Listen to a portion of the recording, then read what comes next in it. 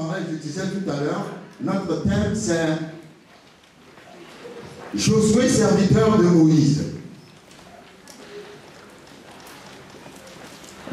Et c'est à l'occasion de l'ordination de la sœur Lydie et de notre frère Blaise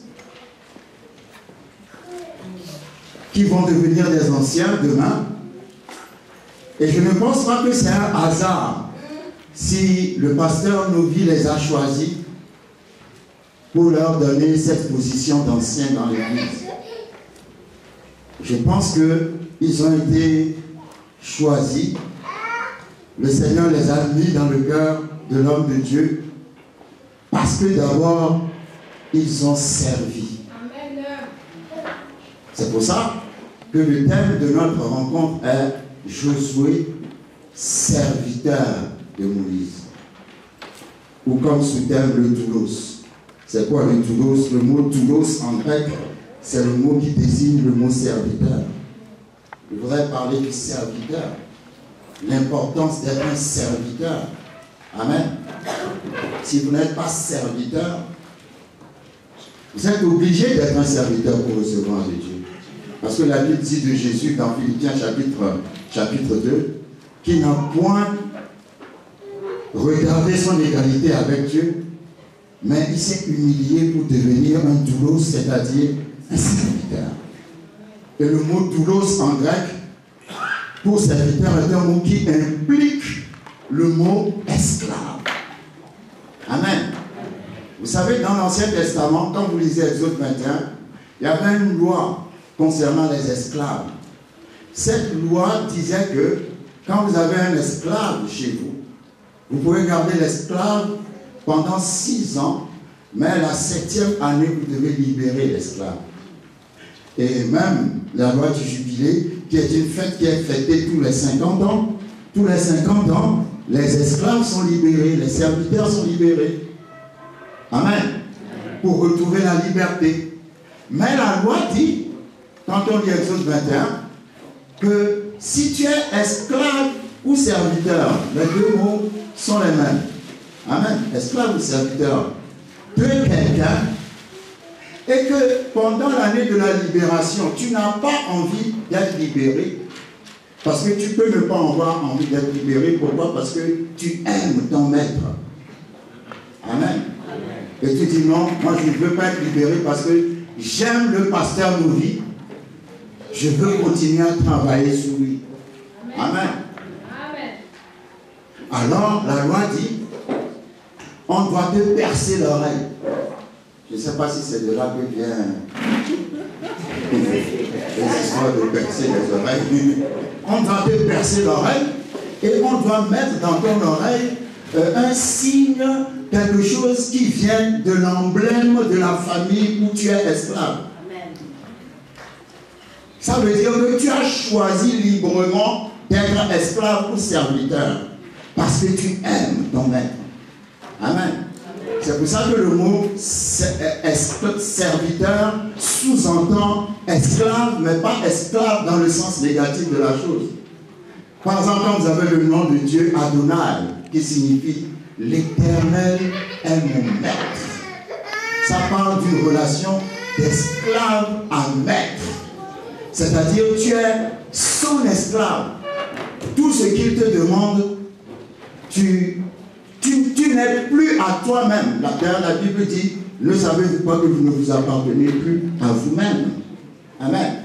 Tu appartiens entièrement au maître, Adonai.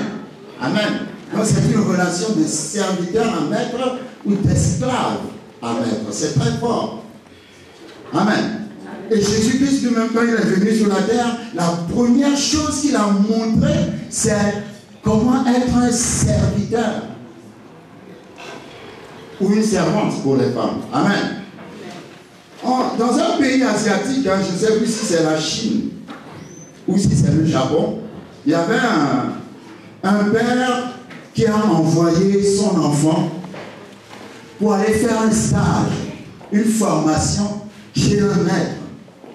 La formation devait durer 1 an. Mais à la moitié de l'année, l'enfant est revenu à la maison. Et le papa était très surpris parce que, bon, l'année ne s'est pas encore terminée. Alors, le papa a pris l'enfant avec lui. Il est parti voir le maître. Et il a dit au maître, comment se fait-il que tu as libéré mon enfant si tôt? Est-ce que l'année scolaire n'a pas été payée? Le maître a dit, oui, l'année a été payée. Est-ce que mon enfant a été impoli avec vous? Le maître a dit, non, votre enfant n'a jamais été impoli avec moi. Qu'est-ce que mon enfant n'assiste pas au cours? Le maître dit, si, votre enfant assiste toujours au cours. Alors le père lui dit, mais alors comment se fait-il que vous le relâchez alors que l'année n'est pas encore finie? Et le maître va dire au père, parce que votre enfant ne m'aime pas. Alléluia. Je vais vous dire quelque chose, vous ne pouvez jamais recevoir de quelqu'un si vous n'aimez pas la personne. Vous ne pouvez pas servir quelqu'un que vous n'aimez pas et recevoir de cette personne. Parce que le canal de transfert, ce n'est pas ton service, c'est l'amour. Tu reçois de quelqu'un parce que tu sers la personne avec amour. Amen. Si tu sers la personne avec amour, ce qui est dans la personne va utiliser le canal de l'amour. Vous vous souvenez, quand Jésus après sa résurrection, avant qu'il parte, il a parlé avec Pierre. Puisqu'il a établi Pierre, disons comme berger ou pasteur. Il a dit, tu fortifieras tes frères. Amen. Et quand il parlait à Pierre dans Jean chapitre 21, il a dit à Pierre, ça c'est le transfert qui s'opérait. Mais qu'est-ce qu'il lui a dit? Il a dit, Pierre, m'aimes-tu? Alléluia. Tu ne peux pas transférer l'onction à quelqu'un qui ne t'aime pas. M'aimes-tu? Pendant 3 fois, il a posé la question et Pierre était même gêné. Pierre a dit, mais Seigneur, tu sais que je t'aime. Mais pourquoi Jésus lui a posé la question 3 fois, m'aimes-tu? Parce que Pierre l'a renié 3 fois. C'était une opération de délivrance en même temps. À chaque fois qu'il dit je t'aime, ça annule à chaque fois qu'il l'a renié.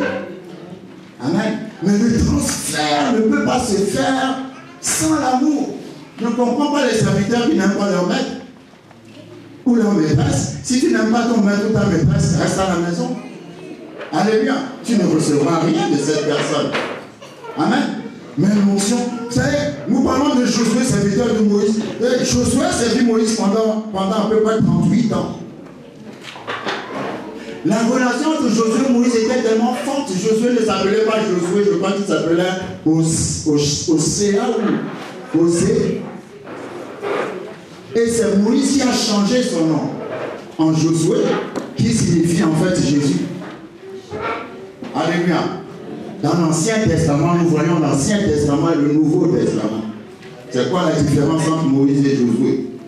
Avec Moïse, devant la mer Rouge, Dieu a dit à Moïse, lève le bâton, et la mer s'est divisée en deux. Ça, c'est l'Ancien Testament. Dieu fait des miracles, Dieu fait tout pour toi. Mais avec Josué, qui est l'image de Jésus, l'image de la foi, quand Moïse n'était plus là, et qu'ils étaient arrivés devant une autre mer ou un fleuve, le Jourdain, qu'est-ce que Dieu lui a dit? Dieu a dit, commencez à marcher dans l'eau, et c'est quand ils ont mis le pied dans l'eau que le fleuve s'est divisé. Ça veut dire que nous sommes dans une dispensation où tu dois d'abord faire un pas de foi pour que le miracle arrive. Mais avec Moïse, tu n'as pas besoin d'un pas de foi, Dieu fait le miracle pour toi.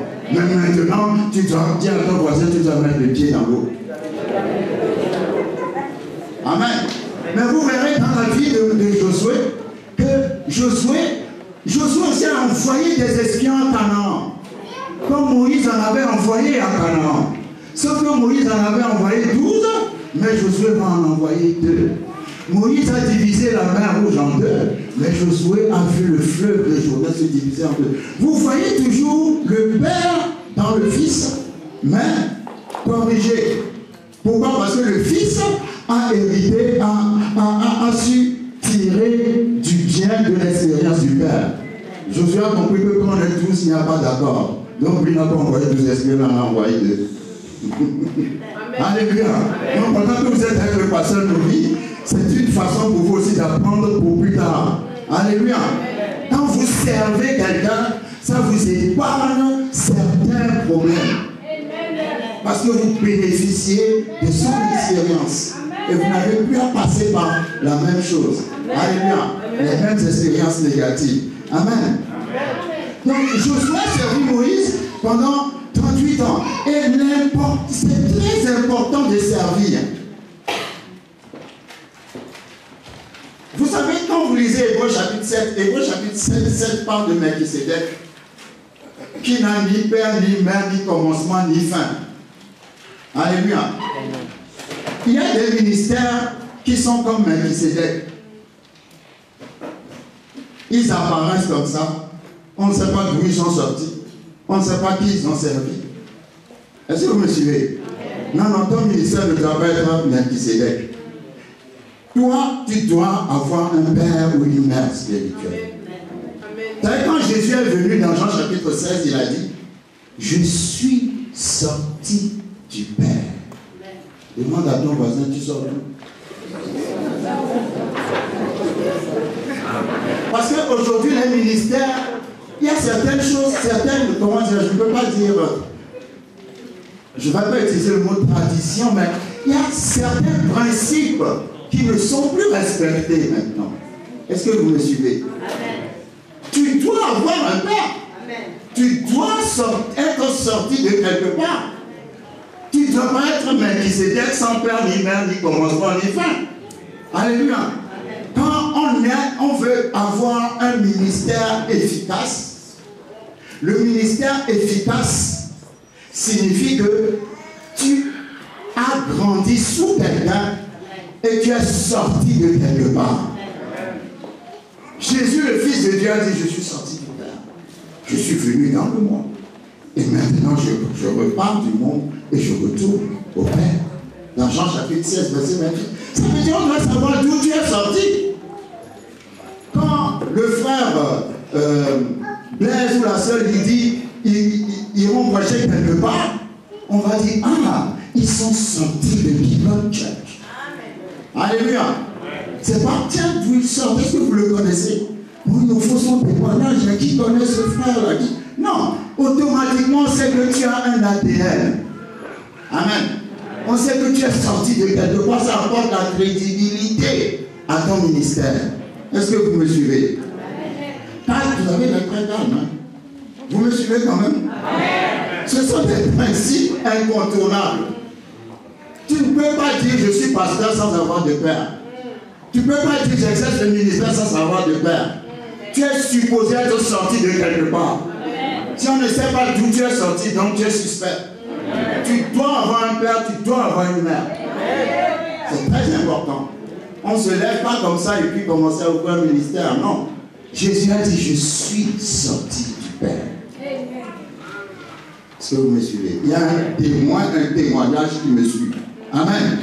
4 principes spirituels pour un ministère point et efficace.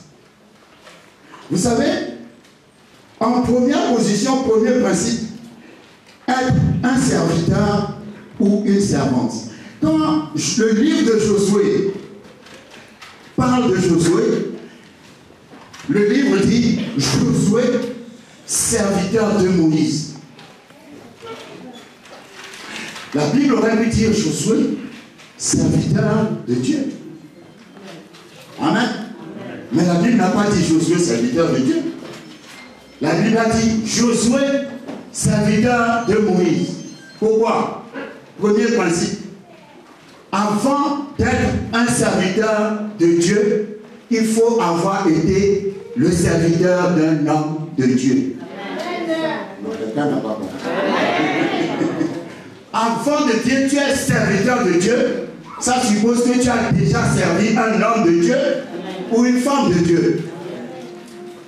C'est pour ça que la Bible n'a pas appelé Josué serviteur de Dieu.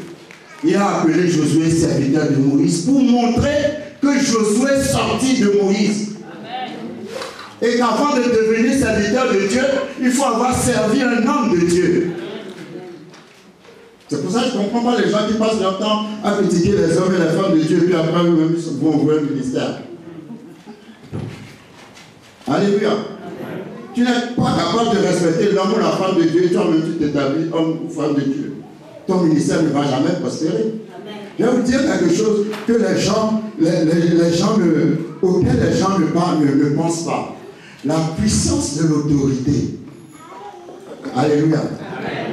Quand vous travaillez sous une autorité, même si vous considérez cette personne comme une idiote, aussi longtemps que cette personne est une autorité sur vous, l'autorité a le pouvoir sur vous.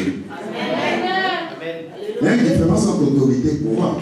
L'autorité a le pouvoir sur vous, c'est-à-dire la personne sous qui vous êtes, quand il va parler sur votre vie, ce qu'il va parler, ça va arriver. Ça, c'est des choses que les gens ne savent pas. Et certainement demain, nous aurons le temps de passer rapidement dans un texte pour vous montrer l'importance de respecter la hiérarchie. Qui parle d'autorité, parle de hiérarchie. La Trinité elle-même existe en hiérarchie. Numéro 1, le Père. Numéro 2, le Fils. Numéro 3, le Saint-Esprit. Et le Saint-Esprit est soumis au Fils. Et le Fils est soumis au Père.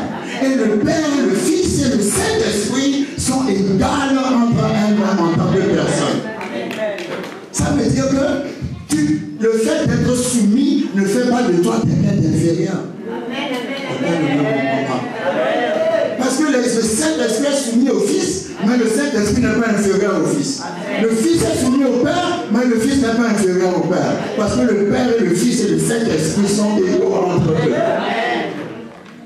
Jésus n'a pas regardé son égalité avec Dieu. Ça veut dire qu'il était Dieu. Mais il a choisi de devenir un serviteur. Ça veut dire tout en étant serviteur, ça ne l'empêchait pas d'être toujours Dieu. C'est pas parce que tu vas choisir de te soumettre à une autorité que ça te diminue. Non. Le principe de la soumission n'a rien à voir avec la supériorité et l'infériorité. Parce que le principe de la soumission est valable à condition que la personne à qui tu es soumise est égale à toi.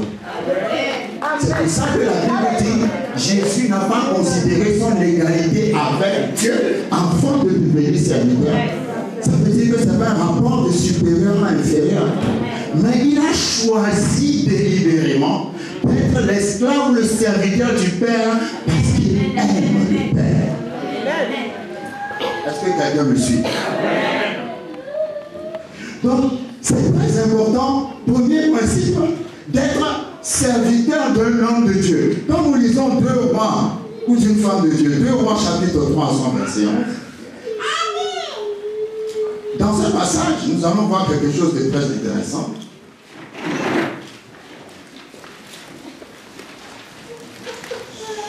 Élie, le prophète Élie, venait d'être enlevé. Amen. Comme Élie a été enlevé, il y a eu dans le pays une crise de prophètes. Mais le roi Josaphat voulait recevoir une parole du Seigneur. Dans 2 Rois chapitre 3 verset 11, la Bible dit, mais Josaphat dit, n'y a-t-il ici aucun prophète de l'Éternel par qui nous puissions consulter l'Éternel? Amen. Maintenant, analysons la réponse. L'un des serviteurs du roi d'Israël répondit, il y a ici Élisée, fils de Shaphat, qui versait l'eau sur les mains d'Élie. Qu'est-ce que Élisée faisait? Il prophétisait avec Élie. Peut-être il avait les vêtements d'Élie. Peut-être il nettoyait les chaussures d'Élie. Peut-être qu'il versait de l'eau sur les mains d'Élie après que Élie ait mangé la semoule, je ne sais pas. Mais la description qu'on a faite de son service, c'est pas qu'il prophétisait avec Élie. Qu'est-ce qu'il faisait? il versait l'eau sur les mains d'Élie. Et qu'est-ce que le roi a dit? Le roi a dit, allez le chercher. La parole est avec lui. Ah, quelqu'un ne me comprend pas. S'il a servi Élie et que Élie n'est plus là, c'est que ce qui était sur Élie est venu sur lui. Allez me le chercher. Mais il a servi Élie en versant de l'eau sur les mains d'Élie, pas en faisant la concurrence avec le pasteur. Alléluia. Amen. Il n'a pas servi Élie dans les choses spirituelles. Il a servi Élie dans les choses pratiques. Tu dois venir balayer l'église. Tu dois venir manger les choses. Tu dois faire la vaisselle. Tu dois servir le pasteur. Si le pasteur n'est pas dispo, maman pasteur n'est pas dispo, tu dois aller à la maison pour garder les enfants du pasteur, donner les biberons, faire la semoule, préparer la... Comment? Dis à ton voisin, comment? Le service qu'on te demande, c'est pas de prêcher avec moi. Le service qu'on te demande, c'est de servir. Aujourd'hui, les gens dans les ministères font concurrence avec les pasteurs. Est-ce qu'on a été appelés ensemble? C'est pas parce qu'on est arrivés ensemble dans le même pays qu'on a été appelés ensemble. Alléluia. Il versait de l'eau sur les mains d'Élie. Le roi dit, la parole est avec lui. Comment tu reçois l'onction? En servant dans les choses pratiques. Pas toujours, oui, c'est toujours toi qu'on doit avoir la première place. Nous ne sommes pas là pour être servis. Ça, c'est Jésus qui l'a dit. Amen. Le Fils de l'homme n'est pas venu pour être servi, mais pour servir. Amen. Donc, toi, ta mentalité, quand tu viens à l'église, dans la maison de Dieu, tu viens dans la maison de Dieu pour servir. Amen. C'est très important parce que si tu ne sers pas, tu ne peux pas recevoir. Élisée a servi Élie pendant pratiquement 20 ans. Alléluia. Mais comme je disais la dernière fois, Dieu n'appelle pas les gens qui ne font rien. Parce que la Bible dit Élisée était en train de labourer son champ. Et Élie a jeté son manteau, qui est l'image de l'esprit de l'onction sur lui. Et il a laissé son travail la suivre. Il était en train de labourer son champ. David était en train de garder les brebis de son père dans les montagnes. Quand Samuel est arrivé dans la maison, on a fait passer tous ses grands frères. Et Samuel a dit, n'as-tu pas un autre fils? Parce que les autres sont à la maison, ils ne foutaient rien. Mais il est venu pour poindre celui qui fait. Dieu n'est pas là pour moi d'être paresseux. Tu veux être moi, il faut labourer ton champ. Il faut faire quelque chose. Dieu appelle toujours les gens qui font quelque chose. Comment il a appelé Moïse? Moïse était en train de garder et d'emmener les brebis de son beau-père au pâturage. Il n'est pas à la maison. Il faisait quelque chose. Tu dois faire quelque chose dans la maison de Dieu. Et c'est à partir de là qu'il y aura quelque chose qui va arriver, qui va faire que bon, Dieu va t'emmener à un niveau supérieur. Amen. Deuxième principe. Deuxième principe pour, vous savez, pour avoir un ministère moins efficace, vous savez, le mot soumission cache deux mots, le mot sous et le mot mission. Quelqu'un qui est soumis, c'est quelqu'un qui est dans la mission de quelqu'un. C'est quelqu'un qui est sous la mission de quelqu'un. Je vais vous dire, vous savez, Joseph, qui a été vendu par ses frères, on a menti dans son compte, finalement il s'est retrouvé en prison, et puis après il est sorti de la prison pour devenir Premier ministre. Il n'a pas devenu Premier ministre sans rien faire. Comment il est devenu Premier ministre? Il est devenu Premier ministre après avoir discerné le rêve des serviteurs de Pharaon. Le mot rêve a un synonyme, c'est le mot vision. Il a travaillé dans le rêve des serviteurs de Pharaon. Et à cause de ce travail, il a pu réaliser son propre rêve en devenant Premier ministre comme Dieu lui a promis. S'il n'avait pas travaillé le rêve, dans le rêve des serviteurs, s'il n'avait pas discerné leur rêve, on n'aurait jamais su qu'il était un discerneur de rêve. Il ne serait jamais devenu Premier ministre. Amen. Si toi tu ne travailles pas dans la mission de quelqu'un, Ça sera difficile pour toi de réaliser ta propre mission. Donc, le principe, deuxième principe, à mon sens, c'est bon, on a pas des serviteurs, c'est pratiquement la même chose. Être dans la mission de quelqu'un, il y a des serviteurs qui ne sont pas soumis. Non seulement tu dois être serviteur, mais tu dois être soumis. Tu dois être sous la mission de la personne que tu sers. Alléluia. Je ne sais pas quel passage c'est. Je sais que le fils de Saül, qui s'appelait Jonathan, a été faire la guerre. Et il a gagné la guerre. Mais il a dit que c'est son père qui a gagné la guerre. Non, vous n'avez pas compris. Il n'a pas dit, oh, moi je suis plus fort que mon père. Hein? C'est moi qui ai gagné la guerre. C'est lui qui a fait la guerre. Il a dit que c'est Saül qui a gagné. Est-ce que tu sais donner la gloire, le respect, la victoire à ton pasteur? Ou bien, le pasteur a prié pour la sœur, ça n'a pas marché, mais moi, quand j'ai prié, la sœur était guérie en même temps. Alléluia. Je vais vous dire quelque chose. Les dons sont donnés par la troisième personne de la Trinité, le Saint-Esprit. Le ministère est donné par la deuxième personne de la Trinité, Jésus-Christ. Donc, ce n'est pas parce que tu as un don que tu es supérieur à ton pasteur, parce que la deuxième personne vient avant la troisième personne. La deuxième personne vient avant la troisième. Les ministères sont donnés par Jésus, Éphésiens chapitre 4. Les dons sont donnés par le Saint-Esprit. Donc, tes dons ne peuvent jamais faire que tu es au-dessus de toi. Tu peux ressusciter les morts, faire tout ce que tu veux, ça ne veut pas dire que tu as le ministère.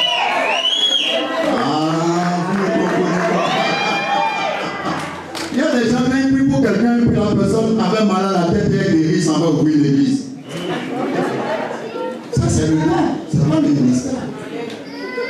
Et c'est pas parce que tu as un don de guérison que ton pasteur n'a pas, que tu es supérieur à ton pasteur. Lui est dans le ministère de la deuxième personne. Toi qui es avec la troisième personne, dis à ton voisin, reste tranquille.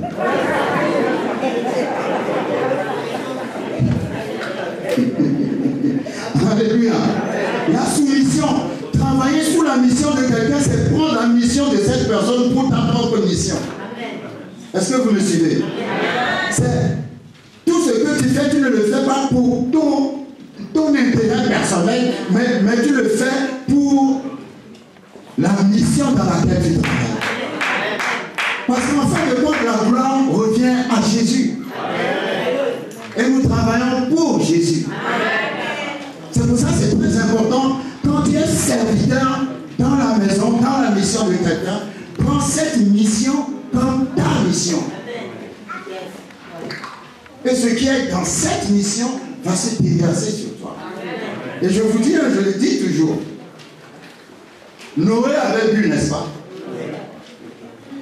Son fils a moqué de lui, n'est-ce pas? Est-ce qu'en buvant c'est une bonne chose? Mais quand il a maudit son fils, est-ce que ça a agi ou ça n'a pas agi? Ah. Pourquoi ça agit? Parce qu'il a l'autorité de son fils. C'est pour ça que je dis que l'autorité a le pouvoir sur toi.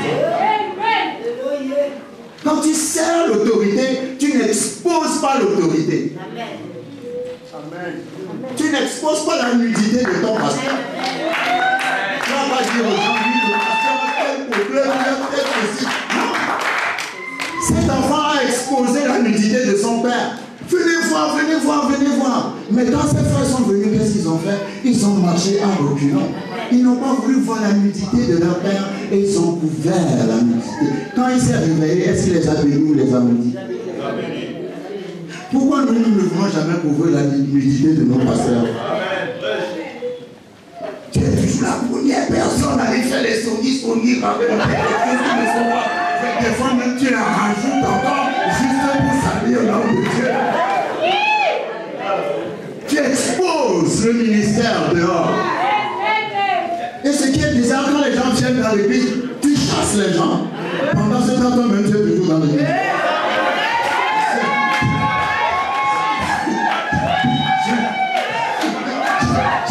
Je ne comprends pas. C'est des choses que nous avons vues dans notre vie. On a vu des choses dans notre vie, pasteur.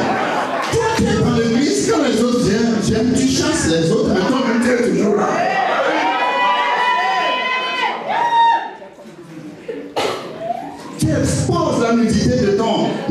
pasteur, Dieu va t'exposer aussi. Alléluia. Ce sont des principes très importants. Quand tu es dans la mission de quelqu'un, tu fais de cette mission ta mission. Tu fais de cette mission ta mission et tu vas voir que Dieu va déverser ce qui est dans ce ministère dans ta vie. Alléluia. Premier principe, être serviteur ou servante.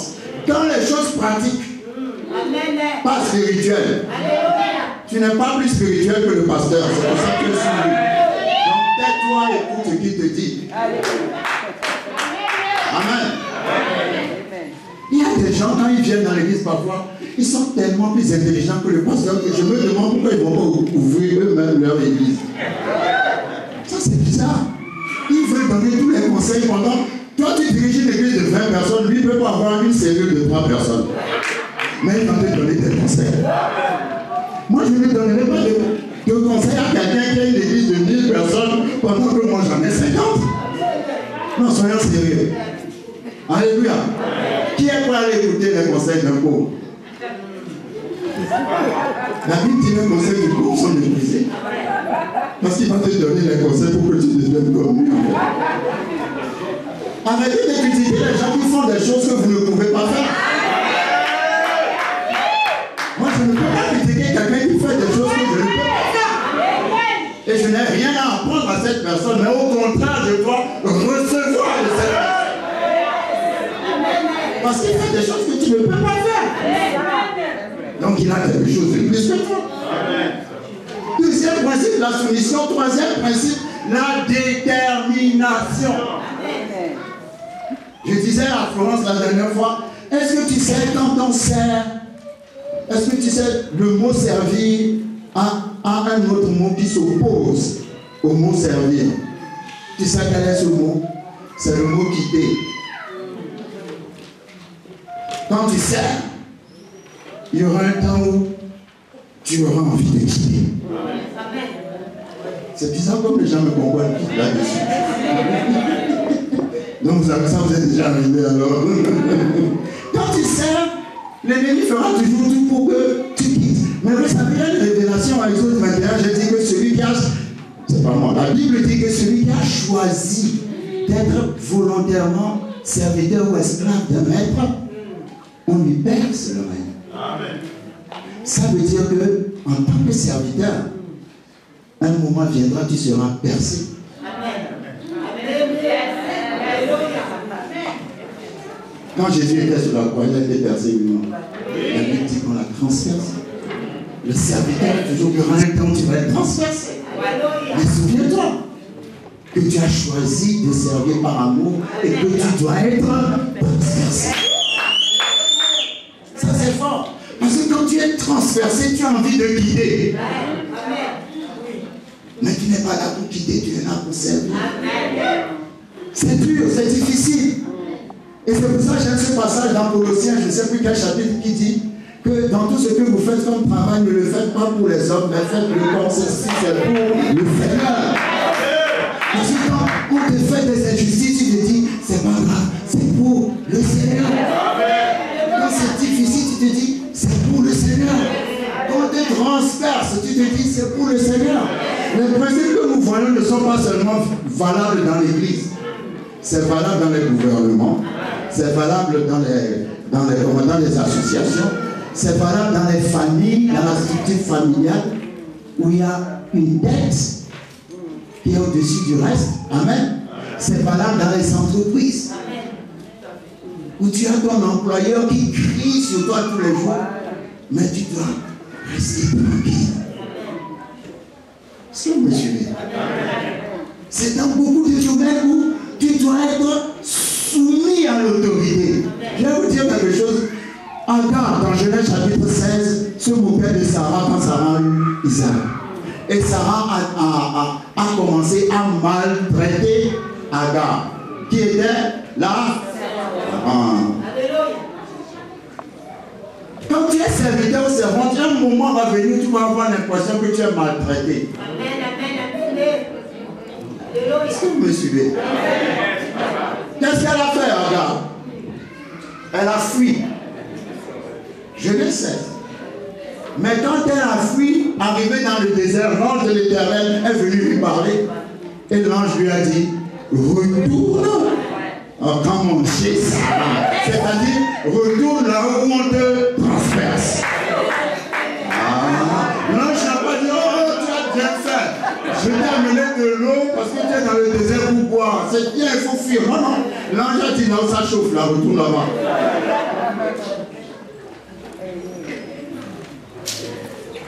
Donc parfois Dieu va te mettre dans des situations, tu vas être transpercé, mais ça fait partie du principe.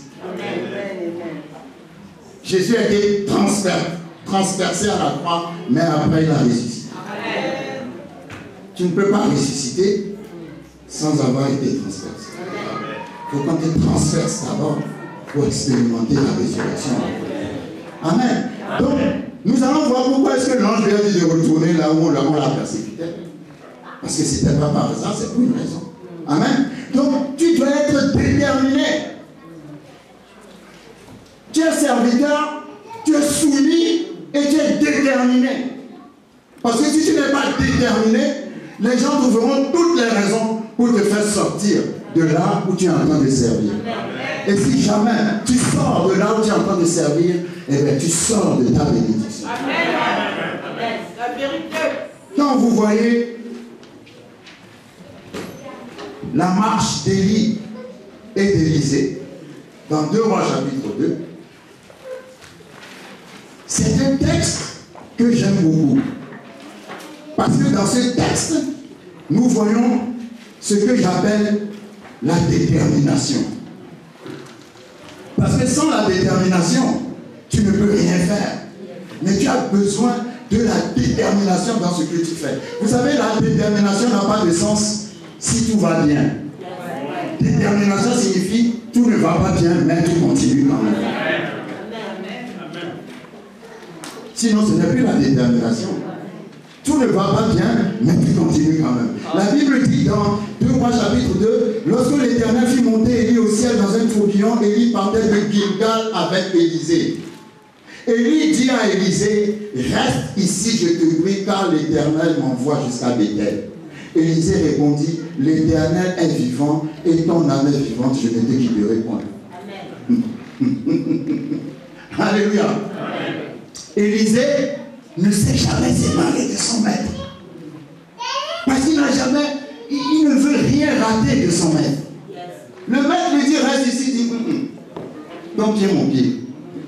Alléluia. Tu dois avoir cette détermination parce que parfois, le maître peut te tester. Juste pour savoir jusqu'où tu peux aller. Amen. Élisée a dit, je ne te laisserai point. La Bible dit, il est parti passer de Gilgal à Béthel. Et Élisée lui dit toujours, je ne te quitterai point. Verset 3. Les fils des prophètes qui étaient à Béthel sortirent vers Élisée et lui dirent, sais-tu que l'Éternel enlève aujourd'hui ton maître au-dessus de ta tête? Et écoutez la réponse d'Élisée, je le sais aussi. Taisez-vous. Pendant la marche d'Élisée avec Élie, il y avait toujours des gens qui disaient à Élisée, est-ce que tu sais que ton maître va être enlevé? Les fils des prophètes signifient étudiants de prophètes. C'est des prophètes en études, ce sont des étudiants. Amen. Donc ils savaient, ils avaient la révélation de ce qui allait se passer. Et il voulait dire, faire comprendre à Élie, comme ton maître va être enlevé, ce n'est pas la peine de le suivre. Suivez-moi bien. Parce qu'eux, ils sont restés fils de prophètes. Mais Élisée voulait devenir prophète. Amen, amen, amen, amen. Ah, comment? Le fils de prophète n'est pas prophète. Pour que le fils de prophète devienne prophète, il faut que le fils de prophète suive le prophète jusqu'à la fin. Eux, ils n'ont pas suivi leur prophète. Parce qu'ils ont commencé à voir un peu, quand ils sont arrivés. Et ils disaient à Élisée, mais pourquoi tu suis ce monsieur? Tu ne sais pas qu'on va l'enlever? Élisée a dit, taisez-vous. Tous les gens qui vous disent du mal du ministère, de l'église, de votre pasteur, de votre travail, dites-leur. Taisez-vous. Ils sont partis de Gilgal. Gilgal, ça signifie cercle. C'est le lieu de l'alliance. Gilgal, c'est quand Josué a amené le peuple dans la terre promise. C'est à ce niveau-là qu'il a circoncis le peuple. C'était l'image de la circoncision ou de la nouvelle naissance. Amen. De Gilgal, ils sont arrivés à Bethel, qui signifie la maison de Dieu. Alléluia. De Bethel, ils vont arriver à un endroit appelé Jéricho, qui signifie lieu parfumé. Dans la maison de Dieu, nos prières montent comme un parfum. C'est déjà le niveau de l'adoration.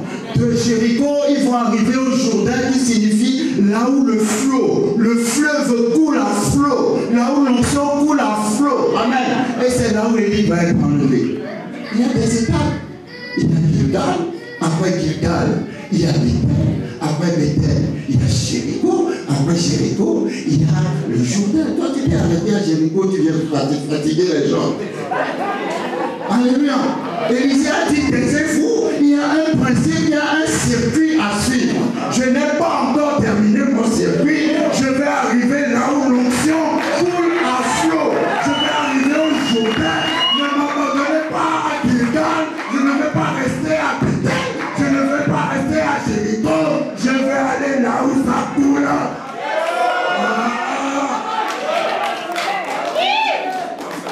Vous êtes fils de prophète, c'est bien pour vous. Amen. Moi, je veux passer de fils à prophète.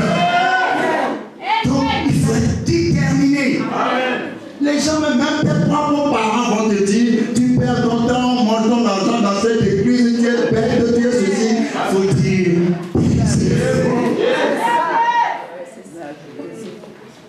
arrivé à Chaud Jourdain, et il lui a demandé, que veux-tu? Il a dit, je veux le double. Il lui a dit, ce que tu demandes est difficile. Mais si tu me vois pendant que je vais être enlevé, c'est pas n'importe qui peut voir Élie être enlevé. Si tu vois Élie être enlevé, c'est que tes yeux spirituels se sont ouverts. C'est que tu es arrivé au niveau de prophète. Donc tu peux voir dans l'invisible ce qui se passe dans le monde de l'esprit. Comment? Et quand ils sont arrivés au niveau du Jourdain, la Bible dit Élie a divisé le Jourdain, ils sont passés de l'autre côté, Élie a été enlevé par des chevaux. C'est pour ça qu'il y a des chevaux au ciel. Ouais, les chevaux ont mené tout le ciel, donc il y a des chevaux au ciel. Le ciel est un pays comme la terre où il y a plein de choses là. Il y a des gens qui vivent là-bas, il y a des maisons là-bas, il y a aussi des animaux, des chevaux. Il y a des flammes de feu, puisqu'il est parti en flamme de feu, il y a des tourbillons de feu. C'est une réalité. Amen. Et quand il partait, il disait, dit, mon père, parce qu'il a vu le manteau est tombé. Le manteau est tombé sur l'Élysée. Il y a des gens qui travaillent sur des manteaux, mais ils ne reçoivent jamais le manteau. Amen. Si tu travailles sur ce manteau, ça signifie que tu dois recevoir ce manteau. Tu ne peux pas travailler sur un manteau sans jamais recevoir le manteau. Amen. Alléluia. Amen. Donc quand Élie partait, le manteau d'Élie, c'est l'onction, c'est l'esprit. Vous savez, le Père fait que nous manifestons. Quel mot trouver? La Bible dit qu'il y a plusieurs dons et il y a diverses opérations. Les opérations viennent du Père. Vous allez voir que Élie utilisait son manteau, Moïse utilisait son bâton. C'est la même puissance, mais utilisée différemment. Avec Élie, c'est le manteau, Moïse, c'est le bâton, avec le feu qui bon. Avec Samson, c'est les cheveux. C'est ça les opérations. C'est le Père qui donne les opérations. Alléluia. Et il a pris le manteau d'Élie.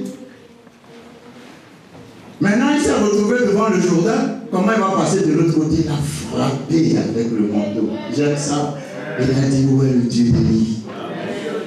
Où est le Dieu du pasteur Louis? Alléluia. La grâce qui est dans ce ministère va déverser aussi dans ton ministère. Quand il a frappé le Jourdain, avec le manteau d'Élie, le Jourdain s'est divisé. Est-ce que vous me suivez? Alléluia. Donc quand vous voyez le ministère d'Élisée, il a réalisé le double des miracles d'Élie.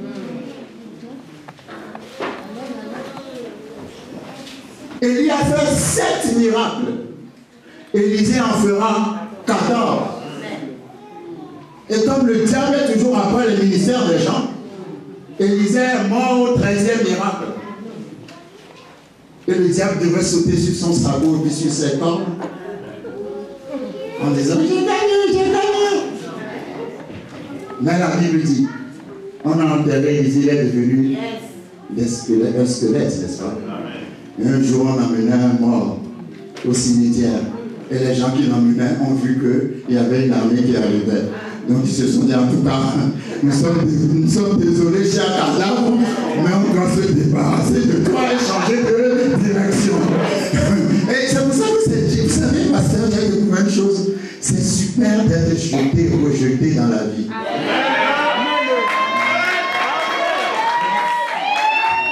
me gardez pas dans vos bras. Jetez-moi. Parce que quand vous allez me jeter, Dieu va s'occuper de moi. Je ne veux pas que vous m'aimez trop, je veux que Dieu m'aime. Donc jetez-moi quelque part pour que je puisse rencontrer la volonté de Dieu. Ils ont jeté le cadavre et le cadavre est parti tomber sur les ossements d'Élisée. Et dès que le cadavre a touché les ossements d'Élisée, le cadavre s'est réveillé et le mort est reparti.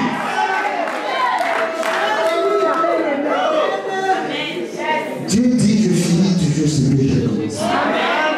Élisée a servi pour le double. Il n'a pas pu accomplir le double avant de mourir. Mais même mort, ses ossements ont fait le 14e miracle. C'est pour ça que je dis, hier Ézéchiel pensait au milieu de nous. L'esprit de la résurrection. L'esprit de la résurrection. L'esprit de la résurrection. En 4e position, 4e principe, j'appelle ça le transfert. Le transfert ne s'opère pas en ton temps. Le transfert, non, pas en ton temps, quand tu veux. Le transfert s'opère quand Dieu ou l'homme de Dieu est convaincu que maintenant tu es arrivé à maturité. Alléluia. C'est pas toi qui détermine. C'est Dieu qui le fait au travers de l'homme de Dieu. C'est pour ça que Agar a décidé de partir. L'ange de l'Éternel lui a dit retourne. Pourquoi? Parce qu'elle partait sans la bénédiction. Alléluia.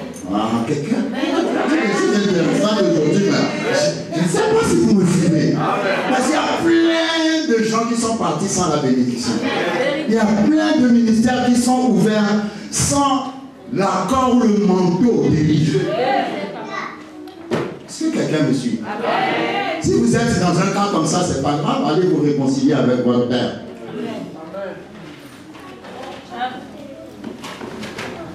Et allez vous réconcilier avec votre père. Parce que Dieu est un Dieu de réconciliation. Il y aura des choses qui ne vont pas fonctionner dans ton ministère. Parce que tu es mal parti. Ça peut démarcher, les gens peuvent venir, mais ils reviennent, mais ils ne restent pas. Mais qu'est-ce qui se passe? C'est parce que tu es mal parti. Tu es parti comme Agar dans Genèse 16. Non, il fallait attendre Genèse 21. Quand Abraham lui-même a libéré Agar. Il l'a libéré avec la bénédiction. Est-ce que vous me suivez? Quand elle est arrivée dans le désert, parce qu'elle est partie avec l'accord d'Abraham, Dieu a ouvert ses yeux. La Bible dit que l'enfant avait soif et elle a vu un puits dans le désert. Est-ce que vous me suivez? Tous les chemins qu'elle a pris, même s'il y a eu des complications, Dieu a intervenu. Parce qu'elle est partie avec la bénédiction. Toi, tu pars sans la bénédiction. C'est pour ça que sur ton chemin, il y a toujours des complications. Donc, si tu es dans un ministère rempli de complications, retourne auprès de papa. Retourne là où tu as commencé. Il y aura une onction de restauration. Dieu est un Dieu de restauration. Et c'est valable. La Bible dit, Éphésiens chapitre 6, enfants, obéissez à vos parents. Honore ton père et ta mère. C'est le premier commandement avec une promesse. Afin que tu sois heureux et que tu vives longtemps sur terre. Ça, c'est fort, ça. Obéis à tes parents. Honore ton père et ta mère. C'est pas seulement ton père et ta mère physique ou naturelle. C'est aussi ton père et ta mère spirituelle. Ton patron dans ton travail aussi est ton père et ta mère parce que c'est lui qui parle, lui que Dieu a la position. Toute autorité sous qui tu es ton père et ta mère. Vous ne me comprenez pas. Toute autorité sous qui tu es ton père et ta mère.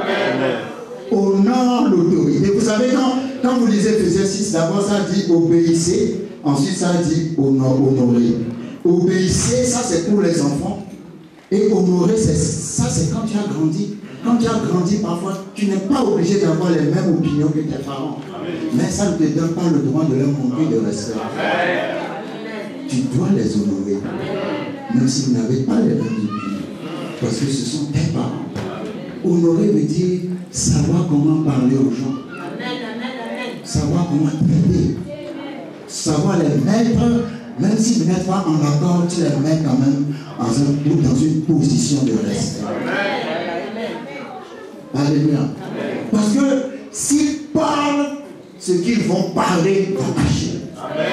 C'est un principe que Dieu a mis dans l'autorité, que l'autorité a le pouvoir sur toi. Toute autorité a le pouvoir sur toi. La Bible dit, toute autorité a été instituée par Dieu. C'est pour ça que celui qui est rebelle contre l'autorité attire sur lui la colère de Dieu. Est-ce que quelqu'un me suit? Tu dois honorer ton autorité. Oui, le patron te parle mal, mais tu l'honores. Amen.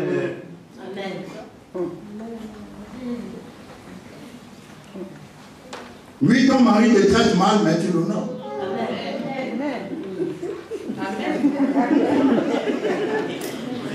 Oui, ta femme te traite mal, mais tu l'honores. Pourquoi les gens le disent? Alléluia. C'est important d'honorer les gens, les autorités sous qui on est. Est-ce que vous me suivez? Parce que si le cœur du pasteur est avec toi, je suis désolé pour le diable. Demain, je vais vous montrer un passage. Vous savez, quand David était devenu roi, qui devait être le père spirituel de David? Qui devait apprendre à David les choses du royaume? C'était Saül. Mais Saül n'a jamais voulu être son père. Au contraire, Saül le poursuivait pour le tuer.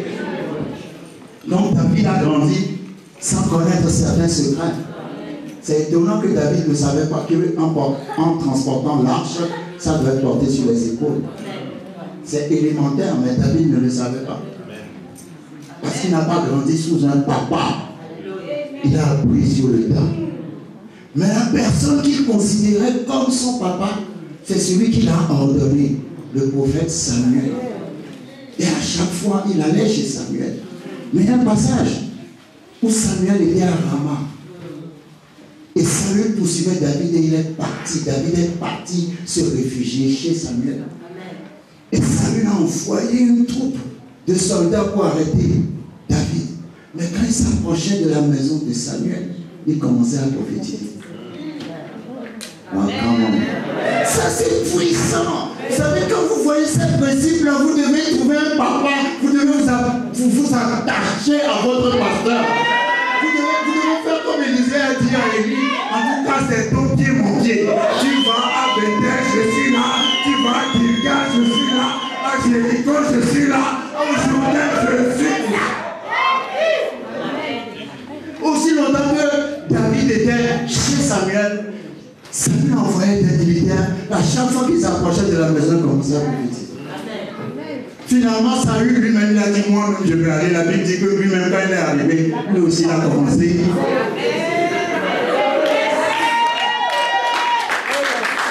Vos ennemis prophétisent. Amen. Prophétiser, je suppose, Saül disait, en tout cas, je voulais te tuer, mais dans le nom de Jésus, c'est toi qui seras le prochain roi. Je sais que la gloire de Dieu est sur toi. Je sais que c'est toi qui as été choisi. Je suis vraiment désolé, mais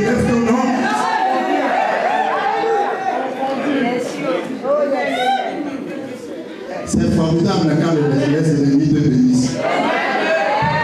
Amen. Parce que David était avec Samuel. Il y a des endroits où le diable ne peut pas vous atteindre. C'est pour ça que le diable sort les gens des églises pour les isoler à la maison, pour mieux les tabasser. Parce que ça fait aussi longtemps que vous êtes dans l'église et que le manteau de l'homme de Dieu, l'onction est sur vous, il ne peut rien vous faire. Le diable est parti trouver Dieu. Il a dit à Dieu, est-ce que tu as vu Job? Comment il prospère sur la terre? Dieu lui dit, ah ben oui, je vais prospérer, il a tout ce qu'il faut, il a tout et tout. Dieu t'a dit, ah, laisse-moi, je vais le tester, tu vas voir qu'il va te relâcher. Dieu dit, vas-y. Et il a dit à Dieu, oui, mais tu as mis autour de lui une haie. Ah, j'aime ça. Le diable ne pouvait pas attaquer Job tant que Dieu n'a pas enlevé la haie. Ah, je suis venu dire à quelqu'un, il y a une haie autour de ta vie. Il y a certaines choses que le diable ne te fera pas aussi longtemps que tu es dans l'église locale. Moi, je préférais toujours aux gens d'aller à l'église. Parce que le diable dit, sors à la maison pour bien te frapper, bien te fusiller, bien te griller. C'est pour ça que tu restes à la maison. Mais si tu es dans une église, tu es au milieu de la haine. Lui-même, il a dit à Dieu, mais il y a une haine autour de lui. N'est-ce pas? Il dit qu'il est fort. Pourquoi il n'enlève pas la haine lui-même? Il ne peut pas dire à ton voisin, il ne peut pas. N'aie pas peur de cette situation, il y a une haine autour de toi. Amen. Le transfert est important. C'est pour ça que, pour que tu arrives à ton Jourdain, là où l'eau coule à flot, tu as besoin d'être serviteur soumis, déterminé. Amen. Serviteur soumis, déterminé. Et ça va t'emmener au Jourdain, là où le manteau va tomber sur toi. Mais aussi longtemps que tu ne seras pas déterminé, tu resteras fils de prophète. Tu ne seras jamais prophète. Mais Dieu ne veut pas que tu sois fils de prophète. Il veut que tu sois prophète. Il ne veut pas que tu sois fille de prophète. Il veut que tu sois prophète. Nous parlerons de Luc chapitre 7 demain pour parler de la hiérarchie. Tu es de Dieu de hiérarchie. Tu dois respecter la hiérarchie. Si le pasteur dit à Mi-José, c'est quoi ton travail dans la maison? Responsable du protocole, évangéliste, ancien aussi. Si le pasteur donne comment dirais-je, un travail à Mi-José, que Mi-José vient te demander de l'aider et que tu refuses, toi tu crois que tu désobéis à Mi-José, mais c'est faux.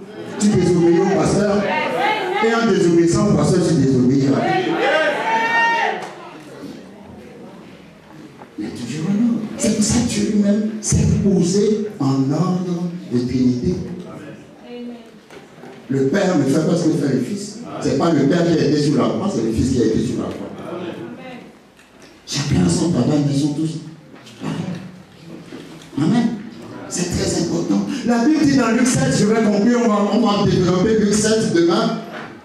Un centenier avait un serviteur auquel il était très attaché et qui était malade jusqu'à la mort. Point. Oh, j'aime ça. Non, si je rentre dedans, on ne va pas finir aujourd'hui. Donc je vais laisser l'eau dans la bouche des gens, mais ça. Un centenier. Alléluia. Avait un serviteur auquel il était très attaché et qui était malade jusqu'à la mort. Vous pouvez être guéri à cause de votre soumission. Amen. Certaines personnes sont maudites à cause de leur insoumission. Certaines personnes sont malades à cause de leur insoumission. Mais la Bible dit il y avait un centenier qui avait un serviteur auquel il était très attaché. Et ce serviteur était malade jusqu'à la mort. Le mot le plus important dans ce verset, c'est très attaché. Ah, je suis sûr que vous étiez pour me dire un autre mot. Non, non, ce n'est pas un autre mot. Le miracle est venu parce que le centenier était très attaché à ses serviteurs. Pourquoi il était très attaché à ses serviteurs? Parce que ses serviteurs l'aimaient bien, ses serviteurs le servaient bien, ses serviteurs étaient dévoués à lui, alors il lui était très attaché. Et quand le serviteur est tombé malade, il a dit en tout cas, pas de mon vivant. Oh, comment? Parce que il y a des gens qui te servent, rien ne leur arrivera. Quand tu entendras seulement que l'ennemi les a attaqués, que tu vas te lever. Amen. Le centenier ne dit pas de mon vivant. Parce qu'il lui était très attaché. Il devait avoir plusieurs serviteurs, mais celui-là était cher à son cœur. Parce que ses serviteurs l'aimaient, ses serviteurs le respectaient, ses serviteurs l'honoraient. Alors il va tout faire pour que son serviteur soit guéri. La puissance de la soumission et la puissance de l'amour. Est-ce qu'on peut se lever? Je vois que vous êtes restés sur votre fin, j'espère que vous l'êtes. Alléluia. Tous ces principes que nous avons vus, comme je dis, sont valables dans l'église, valables dans les entreprises, valables dans le gouvernement, valables dans la famille, valables partout où il y a autorité. Partout où il y a autorité, tu te soumets à l'autorité, tu auras ton miracle. Quand Sarah a dit à Abraham, chasse Agar et son fils Abraham ne voulait pas. Mais parce que Sarah était soumise à Abraham, Dieu a parlé à Abraham. Dieu a dit, fais ce que ta femme te dit. Quand tu es soumis sous une autorité, même s'il y a des temps de justice, Dieu finira par se lever et changer les choses. Parce que tu es soumis. Alléluia. Amen.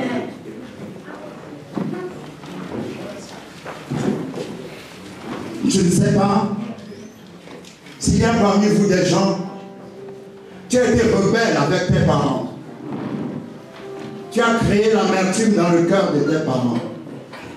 Tu as été rebelle avec ton pasteur. Tu as créé l'amertume dans le cœur de ton pasteur. Tu as été rebelle avec ton mari ou avec ta femme. Tu as été rebelle avec une autorité. Et parce que tu as été rebelle avec cette autorité, il y a quelque chose, il y a un blocage quelque part dans ta vie. Il y a un blocage dans ta vie. Alléluia. Vous savez, il y a des situations, parfois on a l'impression que si on n'agit pas soi-même pour se faire justice, Dieu ne le fera pas. Mais c'est faux. Dieu fait toujours justice. Et il le fait à un moment où vous ne vous y attendez pas. Mais il fait toujours justice. Pourquoi ne pas retourner auprès de cette personne avec qui tu as créé une relation de rébellion, contre qui tu as créé une relation de rébellion? On n'a pas besoin de prier pour certains cas. C'est à toi d'aller chercher à te réconcilier. Jésus a dit à ce malade, tes péchés te sont pardonnés. Il n'a pas prié pour lui, hein? Il a dit tes péchés te sont pardonnés et il a été guéri automatiquement. Toute restauration n'a pas besoin de prière, mais il y a des choses que tu dois faire. Quelqu'un doit appeler son père, quelqu'un doit appeler sa mère, quelqu'un doit retourner auprès d'un oncle chez qui il a grandi. Quel que soit ce qui s'est passé, c'est lui qui t'a soutenu. Sinon tu ne serais pas là où tu es. Quelqu'un doit retourner auprès de son pasteur pour recevoir la bénédiction. Alléluia. On n'a pas besoin de prier pour toi, mais c'est à toi de poser un acte de réconciliation. Et Dieu va faire quelque chose. Alléluia. Et Dieu va faire quelque chose. Sois serviteur, sois soumis, sois déterminé et tu recevras le transfert. Alléluia. Déterminé et tu recevras le transfert. Déterminé et tu recevras le transfert. Alléluia. Seigneur, merci pour ta parole. Que cette parole soit la guérison dans la situation de quelqu'un. Que cette parole soit la clé qui va ouvrir cette porte qui a été fermée. Que cette parole soit la délivrance dans une situation qui est barricadée depuis des années. Maintenant, le Saint-Esprit t'a parlé. Le Saint-Esprit t'a montré là où l'erreur